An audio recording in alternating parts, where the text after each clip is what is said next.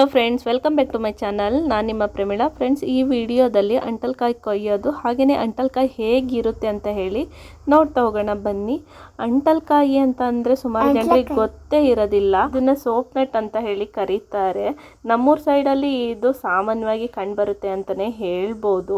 ಇದನ್ನು ನಮ್ಮೂರ ಸೈಡಲ್ಲಿ ಸರ್ವಸಾಮಾನ್ಯವಾಗಿ ಎಲ್ಲರೂ ಯೂಸ್ ಮಾಡ್ತಾರೆ ಅಂತಲೇ ಹೇಳ್ಬೋದು.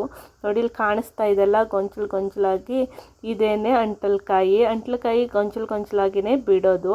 ಅಂಟಲ್ಕಾಯಿನ ಕೊಯ್ತಾ ಇದ್ದೀನಿ, ಅದು ಮೇಲಿದೆ. ಸೊ ಒಂದು ಗಣಿ ತಗೊಂಡು ಕೊಯ್ತಾ ಇದ್ದೀನಿ. ನೋಡಿ, ಗೊಂಚಲು ಈ ಥರ ಗೊಂಚಲನ್ನ ತಿಪ್ಪಳಿಸ್ತಾ ಇದ್ದೀನಿ. ಬಡಿಬೋದು, ಬಡಿದ್ರೆ ಎಲ್ಲ ಉದ್ರೋಗ್ಬಿಡ್ತವೆ ಅಂತ ಹೇಳಿ ನೀಟಾಗಿ ಗೊಂಚಲನ್ನೇ ಕೊಯ್ಯೋಣ ಅಂತ ಹೇಳಿ ಕೊಯ್ತಾ ಇದ್ದೀನಿ. ನಮ್ಮೂರ ಸೈಡಲ್ಲಿ ಅಂಟಲ್ಕಾಯಿನ ತುಂಬ ಅಂದರೆ ತುಂಬ ಯೂಸ್ ಮಾಡ್ತಾರೆ. ತಲೆಗೆ ಶಾಂಪು ಥರ ವಾಶ್ ಮಾಡ್ತಾರೆ, ಹಾಗೆ ಬಟ್ಟೆ ತೊಳೆಯೋದಕ್ಕೆ, ಪಾತ್ರೆ ತೊಳೆಯೋದಕ್ಕೆ, ಸೋಪು ಆಮೇಲೆ ಸರ್ಪು ಹೇಗೆ ಯೂಸ್ ಮಾಡ್ತಾರೋ ಈ ಅಂಟಲ್ಕಾಯಿನೂ ಅದೇ ಥರ ಯೂಸ್ ಮಾಡ್ತಾರೆ ಅಂತಲೇ ಹೇಳ್ಬೋದು.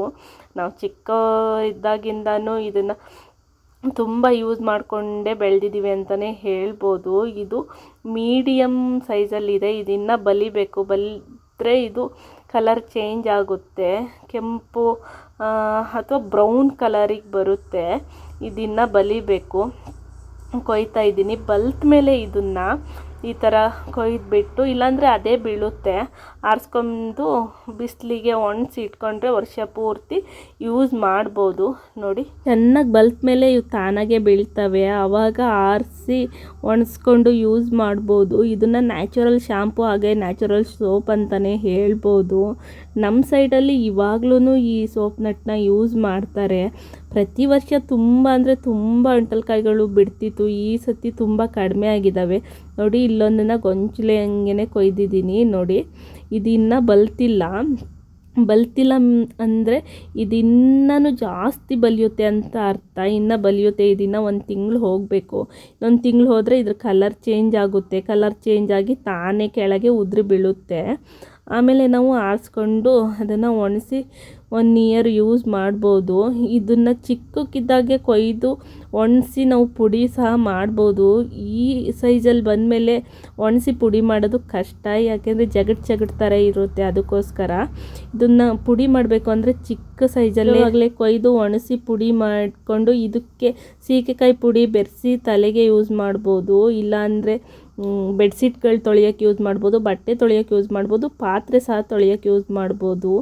ನ್ಯಾಚುರಲ್ ಸೋಪು ಅಥವಾ ನ್ಯಾಚುರಲ್ ಶಾಂಪು ಅಂತಲೇ ಹೇಳ್ಬೋದು. ನೋಡಿ, ಈ ಥರ ಇರುತ್ತೆ. ಸ್ವಲ್ಪ ಬಲ್ತ್ ಮೇಲೆ ಈ ಥರ ಇರುತ್ತೆ. ಈ ಥರ ಬಲ್ತ್ ಆದಮೇಲೆ ಇದು ತಾನಾಗೆ ಬೀಳುತ್ತೆ. ಇದು ಮಾರ್ಕೆಟಲ್ಲಿ ತುಂಬ ವ್ಯಾಲ್ಯೂ ಇದೆ ಅಂತಲೇ ಹೇಳ್ಬೋದು. ಮನೆ ಸೈಡಲ್ಲಿ ಒಂದು ಮರ ಹಚ್ಕೋಬೋದು. ಇದ್ರದ್ದು ಬೀಜ ಹಾಕಿದರೆ ಸಾಕು, ಮರ ಆಗುತ್ತೆ. ಮರ ಏನು ತುಂಬ ದೊಡ್ಡದಾಗಲ್ಲ, ಸಾಮಾನ್ಯ ದೊಡ್ಡದಾಗುತ್ತೆ. ಆರಾಮಾಗಿ ಮರನ ಮೇಂಟೈನ್ ಮಾಡ್ಬೋದು ಮನೆ ಪಕ್ಕದಲ್ಲೇ ಹಚ್ಕೊಂಡು. ನೋಡಿ, ಸೋಪ್ ಹೆಂಗೆ ನೊರೆ ಬರುತ್ತೋ ಆ ಥರ ನೊರೆ ಬರುತ್ತೆ ಅಂಟಲ್ಕಾಯಿ. ನಾವೆಲ್ಲ ಇದನ್ನು ಜಾಸ್ತಿನೇ ಯೂಸ್ ಮಾಡ್ತೀವಿ. ಈಗೂ ಸಹ ನಾವು ಇದನ್ನು ಯೂಸ್ ಮಾಡ್ತೀವಿ. ನಮ್ಮನೆ ಹತ್ತಿರ ಅಕ್ಕಪಕ್ಕ ಎಲ್ಲ ಮರಗಳು ತುಂಬ ಇದ್ದಾವೆ. ನಮ್ಮ ಸೈಡಲ್ಲಿ ಇದನ್ನು ತುಂಬ ಇವಾಗಲೂ ಯೂಸ್ ಮಾಡ್ತಾರೆ ಅಂತಲೇ ಹೇಳ್ಬೋದು. ಕೆಲವೊಂದು ಕಡೆ ಇದ್ರದ್ದು ಯೂಸು ಇನ್ನೂ ಇದೆ ಅಂತಲೇ ಹೇಳ್ಬೋದು. ಫ್ರೆಂಡ್ಸ್, ಈ ಕಾಯಿನ ನೀವು ಏನಂತ ಕರಿತೀರಾ ಅಂತ ಹೇಳಿ ಕಮೆಂಟ್ ಮಾಡಿ. ಈ ವಿಡಿಯೋ ನಿಮಗೆ ಇಷ್ಟ ಆದರೆ ಪ್ಲೀಸ್ ನನ್ನ ಚಾನಲ್ನ ಸಬ್ಸ್ಕ್ರೈಬ್ ಮಾಡಿ, ಲೈಕು ಕಮೆಂಟು ಶೇರು ಮಾಡಿ ಸಪೋರ್ಟ್ ಮಾಡಿ. Tata, bye bye. ನೆಕ್ಸ್ಟ್ ವಿಡಿಯೋದಲ್ಲಿ ಮೀಟ್ ಮಾಡೋಣ.